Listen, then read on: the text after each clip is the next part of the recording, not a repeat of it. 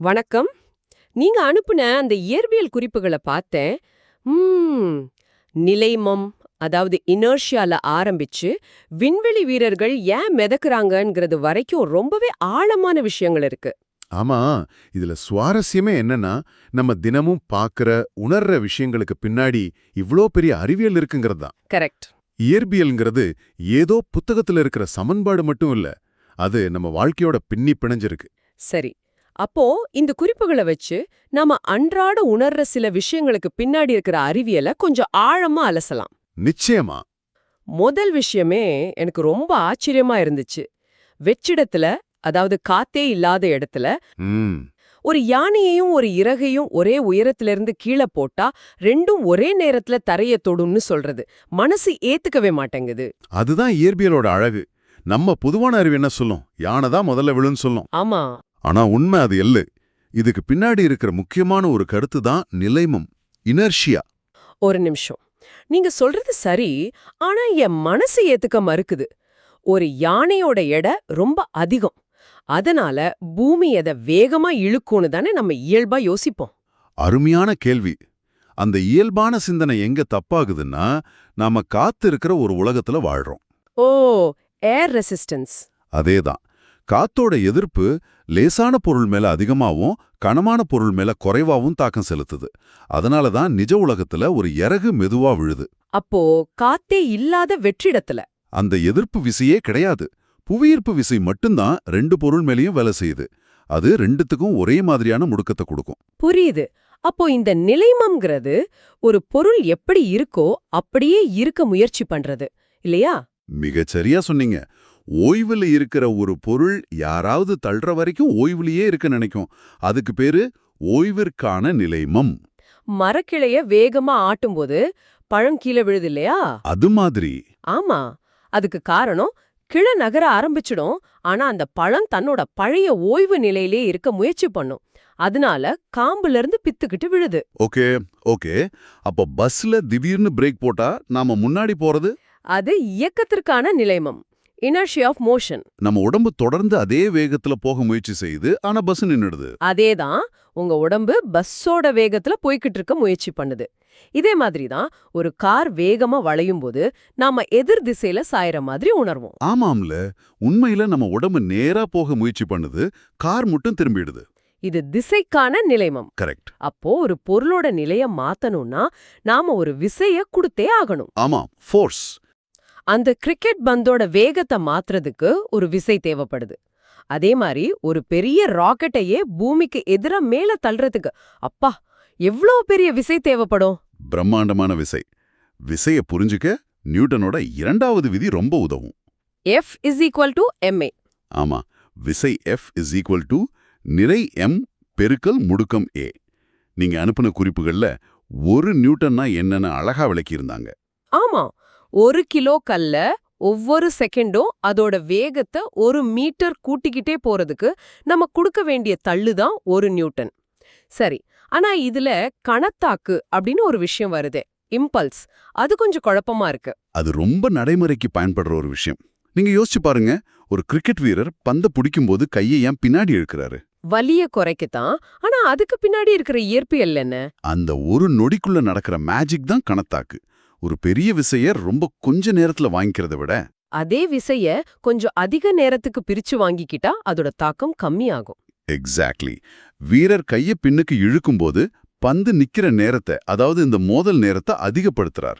மோதல் நேரம் அதிகமானா விசையோட தாக்கம் குறையும். ஓ, இப்ப புரியுது. ஹை ஜம்ப் பண்ணும்போது கூட மணல் மேலயோ இல்ல மெத்த மேலயோ குதிப்பாங்க. ஆமா, அதுவும் இதே மாதிரி தரையில மோதுற நேரத்தை அதிகப்படுத்தி தாக்கத்தை குறைக்கதானா? அதேதான். ரொம்ப சரியான ஒப்பீடு. இப்போ இதையே ராக்கெட் விஷயத்துக்கு எடுத்துட்டு போலாம். சரி. ராக்கெட் ஏவுதல்ல நியூட்டனோட 3வது விதி வேலை செய்யுதுன்னு உங்க குறிப்புகள் சொல்லுது. ஒவ்வொரு வினைக்கும் ஒரு சமமான எதிர்வினை உண்டு. ரொம்ப பிரபலமான விதி. ஆமா, ராக்கெட் பயங்கர வேகத்துல பெரிய விசையோட எரிவாயுக்களை கீழ் நோக்கி தள்ளுது. இது வினை. ஆக்ஷன். இதுக்கு சமமான ஆனா எதிர் திசையில ஒரு எதிர்வினை, அதாவது ரியாக்ஷன், ராக்கெட் மேல செயல்பட்டு அதை மேல் நோக்கி தள்ளுது. ஒரு பலூன்ல காத்து விட்டுட்டா சீறிக்கிட்டு பறக்குமே, அது மாதிரி. கிட்டத்தட்ட அதே தத்துவம் தான், ஆனா பல்லாயிரம் மடங்கு சக்தி வாய்ந்தது. சரி. ராக்கெட் மேல போறதுக்கு விசை தேவைப்படுதுன்னு புரிஞ்சுது. ஆனா நம்மள எல்லாம் பூமி மேலேயே கட்டி போட்டு வச்சிருக்கிற நம்ம எடை, அதுவே ஒரு பெரிய மர்மம் இல்லையா? அது எல்லா இடத்துலயும் ஒரே மாதிரி இருக்குமா? இங்கதான் விஷயமே இன்னும் சுவாரஸ்யமா மாறுது. முதல்ல ஒன்னு தெளிவுபடுத்திக்கணும். நிறை, அதாவது மாஸ் வேற, எடை வெயிட்ஸ் வேற. ஆமா, நிறை மாறாது, ஆனா எடை மாறும். கரெக்ட். உங்க நிறை, அதாவது உங்க உடம்புல இருக்கிற பொருட்களோட மொத்த அளவு நீங்க நிலாவுக்கு போனாலும் மாறாது. ஆனா எடைங்கிறது உங்க மேல செயல்படுற புவியீர்ப்பு விசையோட அளவு. அது நீங்க இருக்கிற இடத்த பொறுத்து நிச்சயம் மாறும். பூமி மேலேயே எப்படி எடை மாறும்? பூமி ஒரு சரியான கோளம் கிடையாது. அது துருவ பகுதிகளில் கொஞ்சம் தட்டையாவும், நிலநடுக்கோட்டு பகுதியில ஈக்குவேட்டார்ல கொஞ்சம் உப்பலாவும் இருக்கும். ஓ, ஒரு ஆரஞ்சு பழம் மாதிரி. ஆமா, புவியீர்ப்பு முடுக்கும் ஜியோட மதிப்பு புவியோட மையத்திலிருந்து நாம எவ்வளவு தூரத்துல இருக்கோங்கிறத, அதாவது ஆரத்தை பொறுத்து மாறும். உங்க குறிப்புகள்ல இருந்த அந்த ஜி ப்ரொபோர்ஷனல் 1/r² சமன்பாடு இதைத்தான் சொல்லுது. அப்போ நிலநடுக்கோட்டு பகுதியில ஆரம் அதிகம். ஆமா, அதனால ஜி குறைவு. துருவப் பகுதியில ஆரம் குறைவு, அதனால ஜி அதிகம். மிகச்சரி. இதோட அர்த்தம் என்னன்னா, நீங்க சென்னையில உங்க எடையை அளந்துட்டு அங்கிருந்து நேரா நார்வேக்கு போனா, எடை அதிகமா காட்டுமா? ஆமா, உங்க உடம்புல ஒரு துகள் கூட மாறாமலேயே உங்க எடை மெஷின்ல அதிகமா காட்டும். ஏன்னா துருவத்துல ஜி அதிகம், எடை அதிகம். ஆட, அப்போ ஒரு ஒலிம்பிக் பழுதூக்கும் போட்டி நிலநடுக்கோட்டுல நடக்கிறதற்கும் துருவப் பகுதியில நடக்கிறதற்கும் ஒரு சின்ன வித்தியாசமாவது இருக்குமா? தியரிட்டிக்கலா நிச்சயம் இருக்கும். அது ரொம்ப ரொம்ப சின்ன அளவா இருக்கலாம். ஆனா ஒரு வீரர் நிலநடுக்கோட்டு பகுதியில தூக்குறத விட துருவ பகுதியில அதே நிறைய தூக்குறதுக்கு கொஞ்சம் அதிக விசை தேவைப்படும். சுவாரஸ்யமா இருக்கு. இது மட்டும் இல்ல, நீங்க ஒரு உயரமான மலை மேல ஏறினாலும் உங்க எடை குறையும். ஒரு ஆழமான சுரங்கத்துக்குள்ள போனாலும் எடை குறையும். புவியோட மையத்துக்கு போயிட்டா எடை 0. ஏன்னா எல்லா பக்கம் இருந்தும் ஈர்ப்பு விசை சமமா இழுக்கும். அதனால நிகர விசை சுழியாயிடும். சரிதானே? மிக சரி. இப்ப நாம ரொம்ப முக்கியமான ஒரு கட்டத்துக்கு வரோம். நீங்க உணர்ற எடை, அதுக்கு பேரு தோற்ற எடை, அப்பேரண்ட் வெயிட். நாம உணர்ற எடை உண்மையான எடை இல்லையா? இல்லைன்னு சொல்ல முடியாது, ஆனா அது மாறக்கூடியது. ஒரு லிஃப்ட் உதாரணத்தை எடுத்துக்கலாம். நீங்க ஒரு எடை பார்க்குற மிஷின் மேல நின்னுகிட்டு லிஃப்ட்ல போறீங்கன்னு வைங்க. லிஃப்ட் சாக்கணமா நிக்கும்போது மிஷின் உங்க உண்மையான எடையை காட்டும். இப்போ லிஃப்ட் வேகமா மேல் நோக்கி போக ஆரம்பிக்குது. உங்களுக்கு எப்படி இருக்கும்? உடம்பு கொஞ்சம் கனமானது மாதிரி கால்ல ஒரு அழுத்தம் தெரியும். கரெக்ட். அந்த நேரத்துல நீங்க மெஷினை பார்த்தா அது உங்க உண்மையான எடையை விட அதிகமான எடையை காட்டும். அதுதான் உங்க தோற்ற எடை. ஓகே. இப்போ லிஃப்ட் வேகமா கீழ் நோக்கி வருதுன்னு வைங்க, வயித்துக்குள்ள ஒரு மாதிரி சிலிர்க்கும்ல. ஆமா, ஒரு மாதிரி லேசா மிதக்கிற மாதிரி இருக்கும். அந்த நேரத்துல மெஷின் உங்க உண்மையான எடையை விட குறைவான எடையை காட்டும். அப்போ நாம உணர்ற எடைங்கிறது ஒரு நிலையான விஷயமே இல்ல, அது நாம இருக்கிற சூழலை பொறுத்து மாறக்கூடிய ஒரு உணர்வு மட்டும்தானா? நீங்க சரியான வார்த்தையை பிடிச்சிட்டீங்க. இப்போ ஒரு பயங்கரமான கற்பனைக்கு வருவோம். நீங்க லிஃப்ட்ல போயிட்டு இருக்கும்போது அதோட கேபிள் அறுந்துருது. ஐயோ. லிஃப்ட் தடையின்றி, அதாவது ஃப்ரீ ஃபால்ல கீழே விழுது. அப்போ என்ன ஆகும்? இயற்பியல் படி பார்த்தா லிஃப்ட், நான், எடை மிஷின் எல்லாமே ஒரே வேகத்துல கீழே விழுவோம். ஆமா. அப்போ நான் மிஷின் மேல எந்த அழுத்தத்தையும் கொடுக்க மாட்டேன். மிஷின் என் எடைய 0ன்னு காட்டுமா? எக்ஸாக்ட்லி. நீங்க அந்த லிஃப்ட்டுக்குள்ள மிதக்க ஆரம்பிச்சிடுவீங்க. அந்த நிலைக்கு பேர் தான் எடையில்லா நிலை, வெயிட்லெஸ்னஸ். ஓ, இப்போ சொல்லுங்க, விண்வெளி வீரர்கள் ஏன் மிதக்கறாங்கன்னு? இதுதான் விஷயமா? நான் கூட விண்வெளியில புவியீர்ப்பு விசையே இல்ல, அதனாலதான் மிதக்குறாங்கன்னு நினைச்சிட்டு இருந்தேன். ஆமா, அதுதான் மிகப்பெரிய தவறான கருத்து.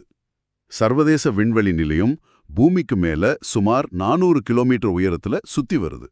அந்த உயரத்துல புவியீர்ப்பு விசை தரையில இருக்கிறத விட சுமார் 90% இருக்கும். அப்படியா?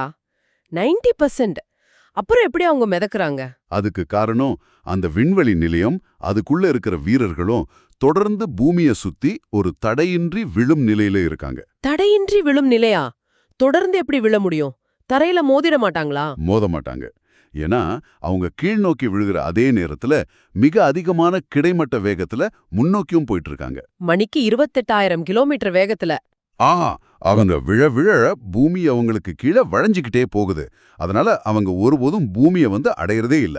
ஒரு கல்ல வேகமா எரிஞ்சா அது கொஞ்சம் தூரம் போய் வளைஞ்சு கீழே விழுது.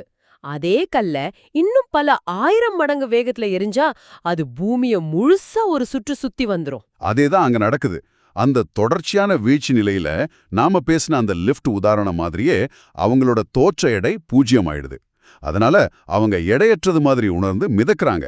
பிரமிப்பா இருக்கு. அப்ப சுருக்கமா சொன்னா, நம்ம எடைங்கிறது நம்ம பூமியில இருக்கிற இடத்த பொறுத்து மாறுது. கடைசியா நாம எடையற்ற நிலைன்னு சொல்றது ஈர்ப்பு விசை இல்லாததில்ல, அது ஒரு தொடர்ச்சியான வீழ்ச்சி நிலை. மிக சரியான தொகுப்பு. இந்த விவாதத்தை முடிக்கிறதுக்கு முன்னாடி ஒரு சின்ன சிந்தனை.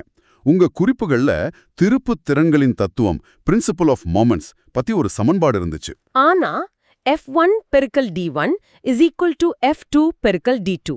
அந்த சமன்பாட்டை ஒரு பூங்காவுல இருக்கிற சீசா ஆட்டத்தோட ஒப்பிட்டு பாருங்க. எப்படி எடை குறைவான ஒரு குழந்தை தன்னை விட எடை அதிகமான அப்பாவை சமன் செய்யுது? ரொம்ப சிம்பிள். குழந்தை முனையில போய் உட்காரும், அப்பா மையத்துக்கு பக்கத்துல உட்காருவாரு. தூரத்தை மாத்துறாங்க. சூப்பர். அதுக்கு பின்னாடி இருக்கிறது தான் இந்த தத்துவம். மையப்புள்ளியிலிருந்து அவங்க உட்கார தூரத்தை D-ய மாத்துறது மூலமா அவங்க எடையோட F-அ திருப்பு விளைவா மாத்துறாங்க. சரி சரி. இந்த மாதிரி இயற்பியல் விதிகள் ஆய்வகத்துல மட்டும் இல்ல, நாம விளையாடுற ஒவ்வொரு விளையாட்டுலயும் பார்க்குற ஒவ்வொரு விஷயத்துலயும் ஒளிஞ்சிட்டு இருக்கு. அடுத்த முறை நீங்க ஒரு பூங்காவுக்கு போகும்போது ஒரு குழந்தை சீசாவுல ஆடுறத பார்த்தா அங்க நியூட்டனோட விதிகள் எவ்வளவு அழகா வேலை செய்யுதுன்னு ஒரு நிமிஷம் சிந்திச்சு பாருங்க.